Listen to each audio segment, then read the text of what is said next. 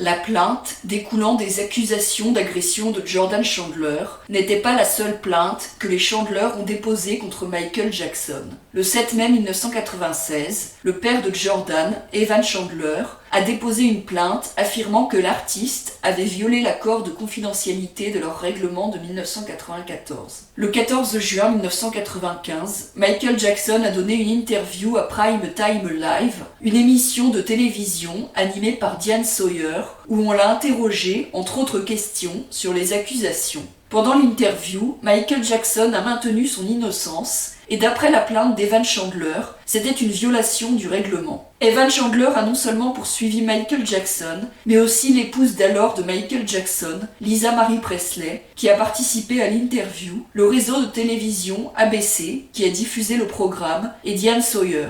De plus, il a poursuivi plusieurs autres entreprises en plus d'ABC, comme Walt Disney Company, qui détient ABC, la maison de disques de Michael Jackson, Sony Music Corporation, Warner Tamerlane Publishing et toutes les sociétés détenues par Michael Jackson.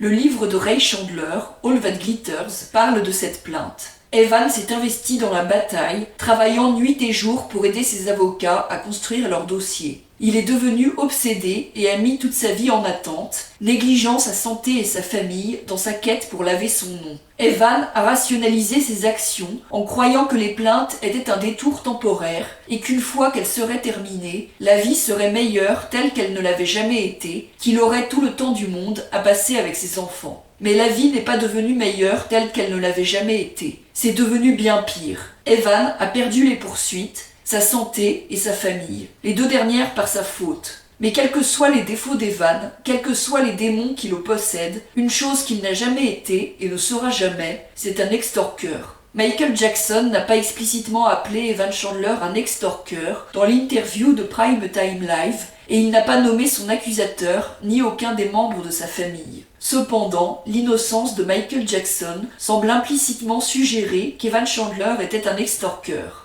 Outre l'interview de Prime Time Live, l'album de Michael Jackson de 1995, History, a également touché un air d'Evan. Dans sa plainte, il a allégué que les paroles de l'album ont fait des affirmations désobligeantes, nuisibles, malveillantes contre lui et son fils. Michael Jackson ne nomme pas spécifiquement Evan ou Jordan dans ses paroles, il mentionne plutôt le fait d'être faussement accusé dans la chanson This Time Around. Il consacre une chanson, DS, à critiquer le procureur de district, Tom Sneddon. Il critique la cupidité dans la chanson Money et un segment des médias dans la chanson Tabloid Junkie. Dans sa plainte, Evan a également indiqué que la phrase « Jew me, sue me » dans la chanson « They Don't Care About Us » était dirigée contre lui parce qu'il était juif. Cependant, en écoutant la chanson et le contexte dans lequel les mots sont utilisés, cela ne semble pas être le cas. La plainte d'Evan cite les paroles de Michael Jackson hors de leur contexte et de façon très imprécise. Il est indéniable que certaines des chansons de History et leurs paroles ont été influencées par les accusations et il est également naturel que, comme tout artiste, Michael Jackson traite et évacue ses expériences de vie dans son travail créatif. Cependant, l'affirmation selon laquelle ce que Michael Jackson a exprimé dans son album viole le règlement et son accord de confidentialité n'a pas trouvé de soutien dans le système judiciaire. Avant de poursuivre avec la plainte de 1996, prenons un moment pour discuter de l'abandon de sa famille par Evan Chandler, à laquelle même son loyal frère, Ray Chandler, a fait référence dans son livre. En 1998, la seconde épouse d'Evan, Natalie Chandler, a poursuivi Evan pour l'abandon de ses deux plus jeunes enfants. Dans la plainte, Natalie s'est plainte qu'Evan refusait de travailler et n'a pas subvenu aux besoins de ses enfants mineurs, pas plus qu'il n'était disponible pour eux, et se contentait de vivre de l'argent de son fils, Jordan. Elle a également déclaré qu'Evan s'était coupé des autres membres de la famille, qui n'étaient pas d'accord avec son comportement. Les deux plus jeunes enfants d'Evan Chandler ont continué à demander à la pétitionnaire pourquoi l'intimé, Evan Chandler, et leur frère Jordan ne les aiment plus et refusent de les voir ou de leur parler quand les enfants appellent. Ils n'ont pas vu leur père ou leur frère depuis très longtemps pour de si jeunes enfants. À la suite de l'abandon délibéré et cruel de l'intimé de ses 2 enfants mineurs, les 2 enfants suivent régulièrement une thérapie depuis septembre 1997 et le jeune frère de Jordan déclare maintenant ouvertement qu'il ne veut rien avoir à faire avec son père et il ne fait plus confiance à son père. Bien que la garde et les visites ne soient pas un sujet dans cette situation, le besoin de thérapie des enfants a créé un besoin supplémentaire pour une aide financière. Si le répondant ne veut pas voir ou parler à ses enfants, il devrait au moins couvrir les frais de thérapie résultant de son abandon flagrant d'eux. Et Evan n'est pas une personne qui a beaucoup d'amis. Depuis qu'il a décidé de vivre avec et de son fils Jordan, il est devenu un nomade ou un reclus. Il ne fait rien pour subvenir à ses propres besoins ou à ceux de ses enfants mineurs. Il est apparemment satisfait de permettre à son fils de 18 ans de subvenir à ses besoins et s'est coupé volontairement de tout autre membre de la famille qui est en désaccord avec son comportement. Cela met en perspective la représentation d'Evan Chandler dans les médias ou dans le livre de Ray Chandler, comme père inquiet, le seul adulte responsable dans la vie de Jordan, la seule personne qui se souciait de son bien-être. De tous ses enfants, Evan semblait seulement se soucier du millionnaire Jordan. Après le règlement avec Michael Jackson, il a fermé son cabinet dentaire, refusé de travailler et de subvenir aux besoins de ses 2 autres enfants, ou même de leur rendre visite, et a décidé de vivre avec l'argent de Jordan. Plus tard, en 2005, Evan a même déposé une plainte contre Jordan pour tenter d'avoir accès à son fonds en fiducie. L'argent du règlement de 1994 est allé au fonds fiduciaire de Jordan, sauf pour 1,5 million de dollars qui est allé directement aux parents, et cela peut expliquer pourquoi Evan a choisi de déposer une autre plainte contre Michael Jackson, cette fois en son propre nom en 1996. Dans sa plainte, Evan Chandler affirme que Michael Jackson, Lisa Marie Presley, ABC, Sony et autres ont gagné plus de 60 millions de dollars en vente d'albums et en revenus de l'interview de Prime Time Live, et puisque leurs actions auraient été en violation de l'accord de confidentialité, il lui était en fait redevable de cette somme. Il affirme que Michael Jackson a exploité commercialement les accusations sur son album et à cause de cela, Evan a personnellement subi des dommages. La plainte d'Evan affirme, en conséquence directe et immédiate de l'accusé Jackson et d'autres, la violation substantielle de l'accord tel qu'il est allégué au présent pour exploitation commerciale et enrichissement financier, le demandeur, Evan Chandler, demande tous les avantages économiques obtenus par l'accusé Jackson et autres accusés pour l'exploitation commerciale des faits de l'action sous-jacente à un montant supérieur à 60 millions de dollars. La plainte allègue qu'en raison de la conduite de Michael Jackson et d'autres, Evan a subi une détresse émotionnelle extrême. La conduite de l'accusé Jackson et d'autres, telle que décrit dans le présent document, a été avec l'intention de causer ou avec un mépris téméraire à l'idée de causer au demandeur une sévère et extrême détresse émotionnelle. Une telle conduite scandaleuse et extrême dépasse toutes les limites de la décence et est d'une nature qui était et est spécifiquement calculée pour causer et a causé au demandeur des souffrances extrêmes et une grave détresse émotionnelle. Le demandeur a donc le droit de récupérer les dommages et intérêts d'après la preuve. Et, en conséquence directe, immédiate, des mots décrits ci-dessus, le demandeur a subi les dommages supplémentaires suivants. Le demandeur a subi la perte de sa réputation, honte, mortification, détresse émotionnelle et atteinte à ses sentiments, tout en subissant et continuant à subir des dommages généraux et spécifiques tels qu'établis dans le présent document. Pour le traumatisme présumé, Evan a exigé un montant supplémentaire de 750 000 dollars en dommages et intérêts, en plus des 60 millions de dollars. En conséquence directe et immédiate supplémentaire de la conduite des accusés ici allégués, le demandeur a souffert de panique, traumatisme, humiliation, disgrâce, inquiétude, anxiété, angoisse mentale, détresse physique et émotionnelle, le tout pour son préjudice à une somme de plus de 750 000 dollars. Evan a également exigé que les accusés le dédommagent pour ses frais de justice. Outre les exigences monétaires, la plainte a exigé une ordonnance permettant à Evan de sortir un album sur l'agression présumée de son fils, intitulé Evan Story.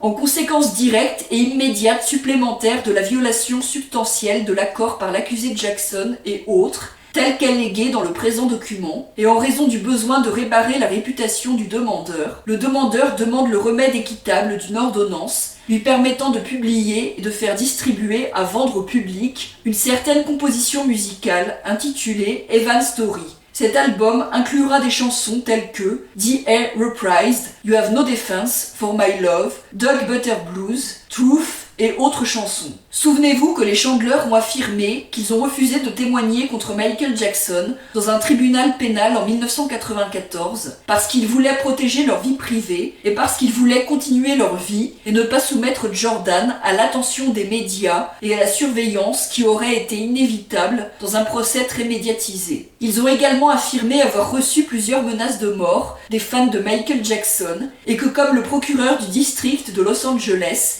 Jill Garcetti, a refusé de mettre la famille dans le programme de protection des témoins, ils avaient peur pour leur vie. Cependant, Evan était en fait à la recherche de l'attention des médias quand il a demandé une ordonnance du tribunal pour autoriser la sortie d'un album sur l'agression présumée de son fils, au lieu d'aller au tribunal pénal, de témoigner et de se soumettre, ainsi que Jordan, à un contre-interrogatoire. Une autre preuve que les Chandler n'étaient pas du tout embarrassés par la publicité. En réalité, ils ont joué avec les médias à leur avantage et ils cherchaient la publicité, peut-être trouvée dans la documentation judiciaire de cette plainte de 1996. Parmi eux, il y a une motion déposée par les avocats de l'ex-femme de Michael Jackson, Lisa Marie Presley. Dedans, les avocats de Lisa Marie Presley se plaignent. Sur la base d'accusations de complot spéculatives et infondées, le demandeur Evan Chandler a traîné à tort l'accusée Lisa Marie Presley dans cette plainte, qui est vraiment entre Chandler et l'ancien mari de Presley, l'accusé Michael Jackson seul. Les récentes actions de Chandler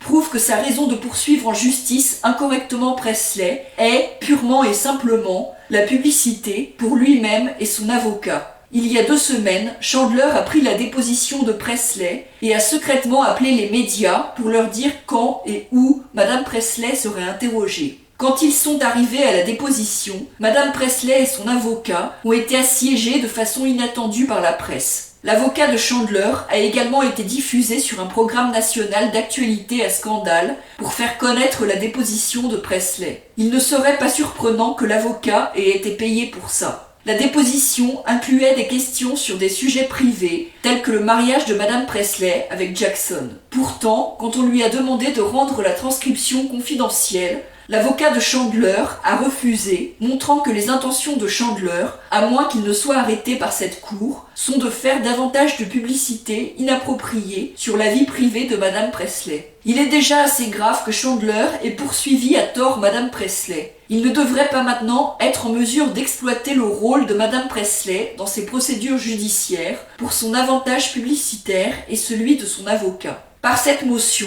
Presley demande à cette cour de limiter le préjudice qui lui a déjà été causé par la plainte de Chandler en interdisant la diffusion et la divulgation de son témoignage de déposition ou la vidéo de son témoignage à des non-parties de ce procès, comme les médias. Et, le 7 et 8 mars 1997, conformément à l'ordonnance de cette cour, Chandler a déposé Presley pendant 2 jours. Quand Presley et son avocat sont arrivés au lieu de la déposition, ils ont été confrontés à la porte à des journalistes et des caméras de télévision. L'avocat de Chandler n'a pas nié avoir appelé les médias pour couvrir la déposition. L'avocat de Chandler a pris toutes les dispositions pour la déposition et n'a jamais dit à personne qu'il avait invité les médias. Aussi, apparemment, avant la déposition, l'avocat de Chandler a donné une interview privée à un programme national d'information à scandale sur la déposition. Juste après la déposition, un réseau majeur a diffusé l'interview ainsi que des extraits de Madame Presley et son avocat entrant dans la salle de déposition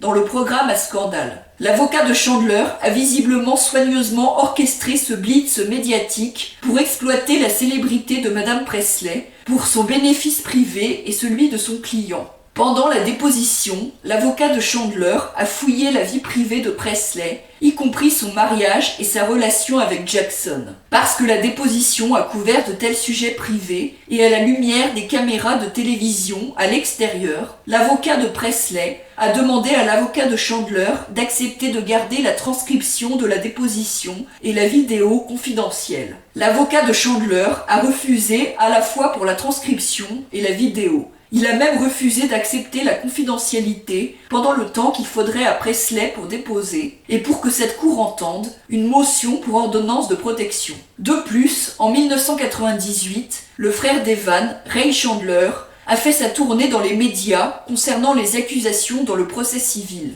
Considérez également la plainte alléguant que Michael Jackson a rompu l'accord de confidentialité en parallèle avec le fait que le frère d'Evan, Ray Chandler, était en train de vendre un livre sur les accusations immédiatement après la signature d'un règlement. La plainte d'Evan Chandler a été rejetée du tribunal en 2000.